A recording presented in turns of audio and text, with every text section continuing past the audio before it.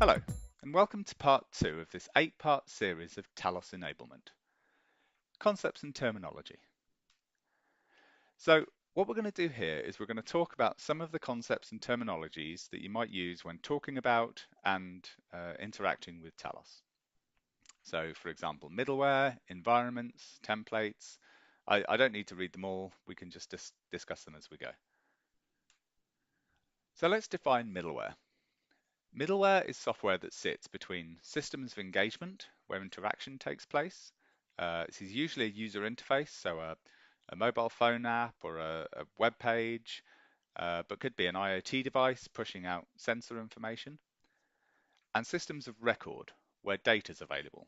This is usually the database, could be a CRM system, could be a API into a third-party application, could be a back office process. The part in the middle that ties those two together is the middleware, and it generally contains the business logic. There are many popular middleware platforms. Popular ones include IBM WebSphere Application Server, JBoss, Tomcat, WebSphere Liberty, F5 Big IP. So these are the middleware platforms that Talos supports, and any company of any size really should recognize at least a couple. So this is what we do. What we do is normalize the view of the way that you work across all of your middleware environments. So, for example, WebSphere Application Server, F5 Big IP, um, uh, WebSphere MQ. These are non-overlapping technologies and could well be used and are used in many organizations alongside each other. So what we can do is give you a single interface, a common configuration structure for you to work with all of your middlewares and keep them in one place.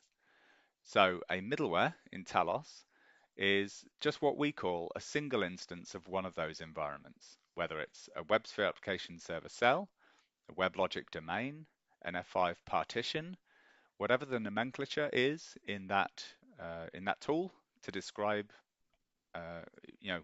one component like that. That's what we call a middleware. So environments are a way of separating stages of the software development lifecycle. So where you develop your code, where you create new features, is unlikely to be the place where you expose your features for public consumption. You separate out into several environments, and you have a way of moving between those environments. So development may lead on to integration testing, where you test alongside other components in your system. May lead on to user acceptance testing, where users are invited to try the software and approve it for use. May lead on to pre-production, where you mimic the architecture of the production running system, so that you can ensure there's going to be no problems there. Environments might each be at a different release level, because you may be pushing these changes through environments, but each version level should be identical in terms of the code level that you deploy and the configuration that goes alongside it. Now, what we call a template is just a collection of configuration items from a particular middleware.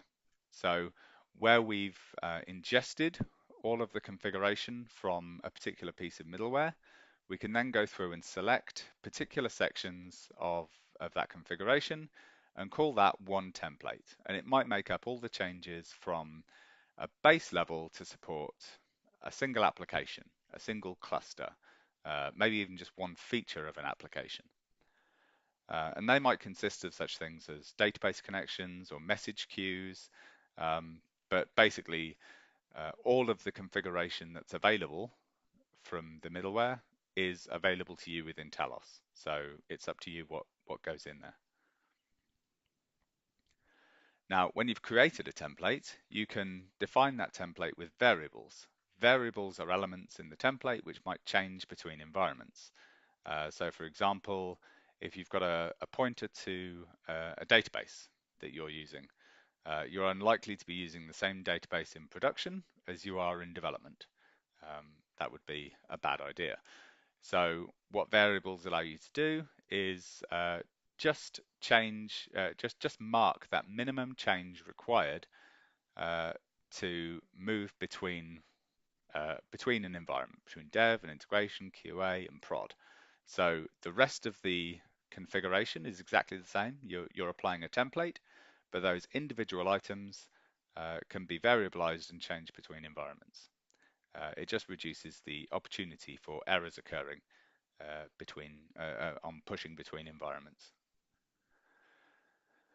Um, Now in Talos, we have a kind of modular approach to our development. We have a concept of toolkits. There are toolkits for every supported middleware that we have. So we have one for Web Application Server, one for JBoss, one for Tomcat. Um, and toolkits are the package that contains all the features and functions to support a new middleware type. And they contain, uh, working from the left to the right here, activities. They are single global units of work that perform a particular function. Little scripts that do things like start server, stop server, create cluster, deploy application, that kind of thing. We have a section for containers, so we can build out to containers in the same way as we can to on-prem or on-cloud infrastructure. So there are elements in there that relate specifically to container deployments. Um, we connect to orchestration engines as well. So there are libraries in there that tell Jenkins, Ansible, whichever orchestration engine you're using, what the steps are, and in the format that orchestration engine expects it um, to perform particular actions. And they're in there in the toolkit already templated out to do particular things. So for example, building a new cell for WebSphere or applying configuration. Um, there are transformation descriptors. So we can transform templates from one form to another. So for example, going from WebSphere application server to WebSphere Liberty server to take it from a kind of monolithic to microservice scenario. We've got descriptors in there which will map configuration type, so we can give it uh, a template in one format and it will give us back a template in another format. We also have documentation for every activity in the toolkit. There is a full documentation set which explains how that's used. And there are templates for installing, uninstalling, patching, response files that will contain the information that's needed to perform that action. Um, Right, so orchestration engines are responsible for running steps, a sequence of steps in a particular order for a desired outcome. So, for example, we might have a build-out scenario for WebSphere Application Server. What do you need to do when you install WebSphere Application Server? Well, you need to install uh, IBM Installation Manager on every node. You need to install WebSphere Application Server. You need to create deployment manager and node profiles. You need to add that profile to the cell. You need to add the node to the cell. You need to fix pack to a certain level. So all of these steps to get a full build out, get everything working together, is all orchestrated by the orchestration engine. So the orchestration engines we support currently are Jenkins, Ansible, Urban Code Deploy, and HP Operations Orchestration. We also integrate with public clouds. So we support Amazon AWS, we support Microsoft Azure and IBM Cloud. And we can also, like I say, we can build out containers in the same way as we build out to cloud or on-prem infrastructure.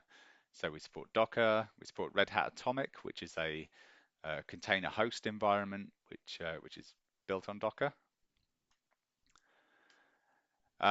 So we have security within Talos that allows you to set read-only and read-write privileges on particular middlewares and templates. So only certain users can get access to them, can change them, um, and users and groups can be set to be able to create a middleware instance, discover an existing middleware instance, whether they might be able to manage administration. So you've got a good level of granularity on what users can do within Talos.